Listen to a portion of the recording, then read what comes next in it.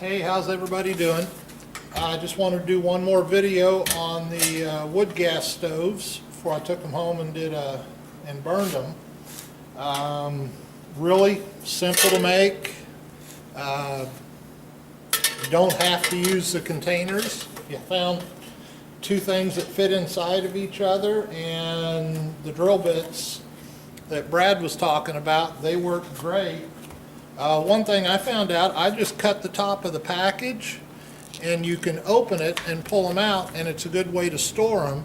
And you can put another hole in the top with a hole punch and hang them back up. But that way you got a good storage place for them, and they don't mess up the edges. I'm going to show you the wood I got here and going to use real quick, and I'm going to load these up and then I'll take them home and burn them. What I got here is a bunch of fat wood. The difference in the color there, and it's just saturated with sap. I use a lot of yellow, southern yellow pine, and I'll even cut open blister holes and have sap running out of it sometimes. I got to clean it off the tools, pain in the butt. But I got a lot of this fat wood off a couple of boards I got, and I have some small pieces, and zoom it in here real quick. And what I do, good for camping, all kinds of fires, I just take a small hand plane and keep, you can make a real nice little fuzz, and it just lights up quicker than anything. Little piece here. You just can't stop it. I should have brought something to cover that. But anyway, so I'll use a lot of that. That'll burn out real quick. But I got a lot of pieces from, I got one board from the lumber yard that was just half the board was full of fat wood. So I'll just take some of this, sprinkle it in the bottom with a couple of real thin sticks.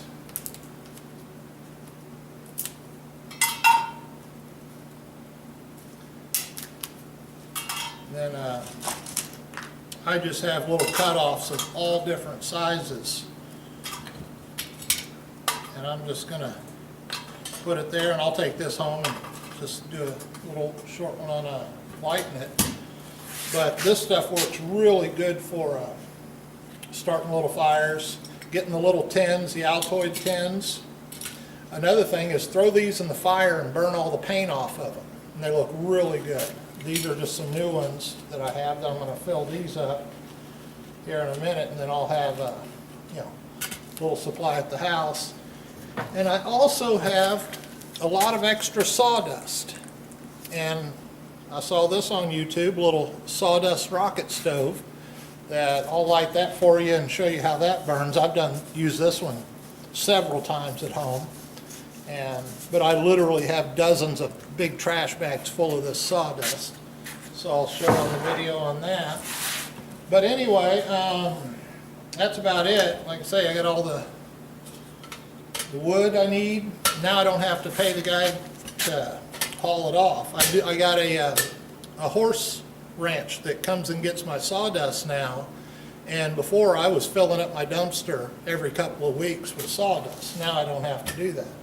Thing is, I'm going to go back out to the horse ranch and shovel the sawdust back in the truck and bring it back and put it in the garden.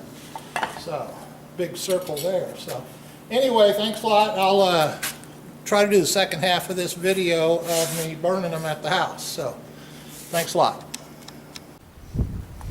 Hey everybody, we're back again.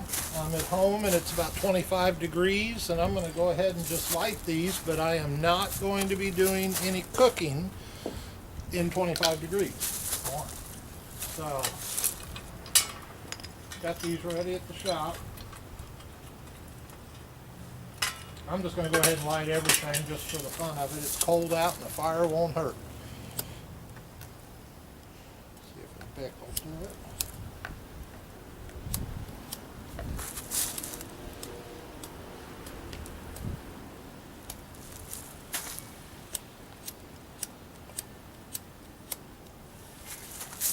that didn't work.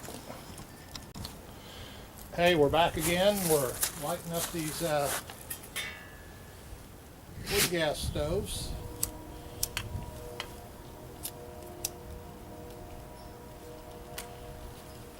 Got that wood down in the bottoms. This is the setup I got. I had extra stones, put it there, and for my sawdust stove, I'm going to let these burn while I'm talking. And I can put my skillet or anything else right up on top of here. And how this thing works, you pack it down real good.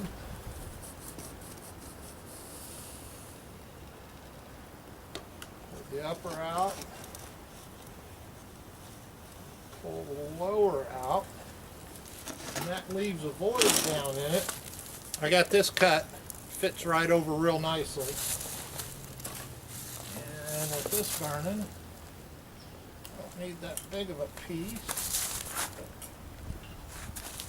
But I'm just going to light a piece of this. Well, these are getting going.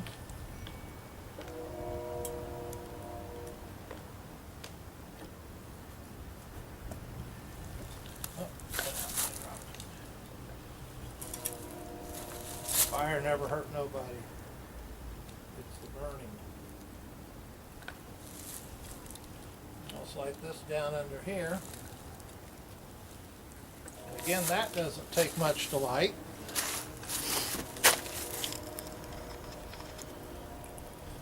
I'll let these burn down a minute.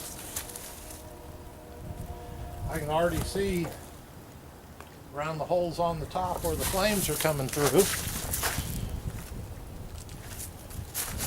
Here, let me take the camera down.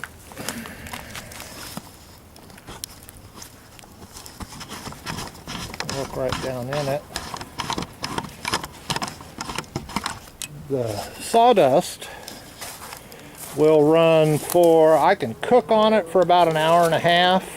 The top, where you can see the top of the sawdust, you can put a little plate on that. I'm going to mess with a little bit of different designs on that to slow down the burning across the top.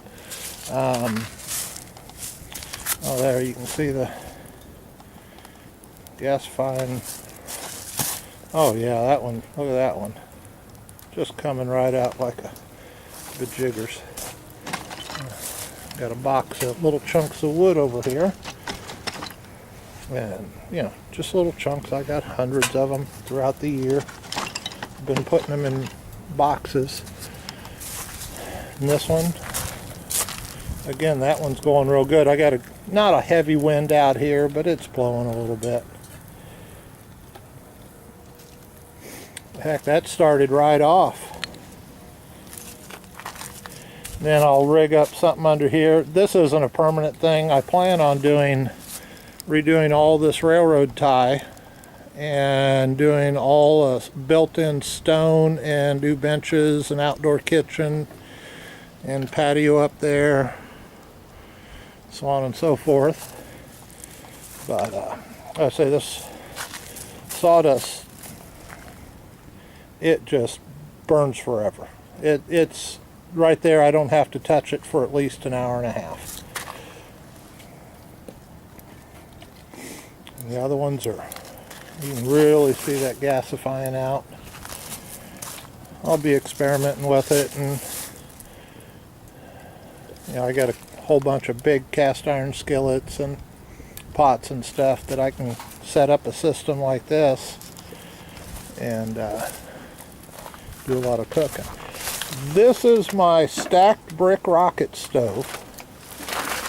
Snowed in a little bit. It's some old fire brick I had from a outside kitchen I did, and I had the clay fireplace liner on it. It got too hot and cracked. I didn't have it insulated, and I'll redo it this summer, and I got it set up to where I can feed it straight down in or come over on the side and feed it more like a rocket stove. So I'll do some more on that. But anyway, this thing went to gasifying in what, 2-3 minutes? I don't see any way to complain about that.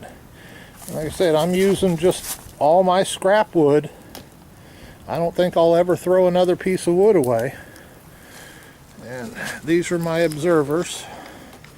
I have to save the scrap wood or she'll eat it. So, but anyway, there you go. I'm just going to let like I say, the sawdust stove, I can cover it. I got the lid for that popcorn tin. I can cover it. If I do it fairly soon, if I wait too long, you got to be careful not to bang it or all of it falls down in. I'll let it burn for a while and I'll come back and, here in a half hour or so and see what it looks like. I may add a little bit more wood to this, just see how it does. So I'll do another one here in a little bit. Alright, it's been a little over 30 minutes. Come out a couple of times and just added a few little chunks to these, and I'm going to mess with, I got a lot of long skinny pieces, and I don't think the long skinny pieces, definitely don't want them sticking out of the top. But the wind's been kicking up back and forth here, so that one's really doing good. But get it down into a compartment where there's no wind around it. And the sawdust stove, I didn't pack it real good, that's why it's dropping down in the center real fast. Usually I really pack them down and then mound them up in the middle. Definitely a nice little fire. So I'm going to let these burn out and then get this video up, and hope everybody enjoyed it, and look for some more stuff. And they'll probably be in the background causing trouble somewhere. So, thanks a lot. Bye. Oh, BC, thanks a lot for all the advice and everything else. We'll see you later.